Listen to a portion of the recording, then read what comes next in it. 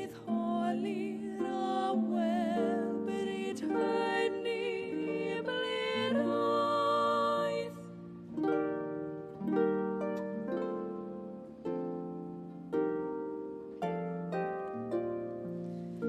Pan welir bysedd ewin yn yr rhwygon cestyll berau, pan y fydd llieiniau'r llanw yn y golechu'r o gofau, bydd hwyr pob hwyr yn nesu i ddifa pob parhau.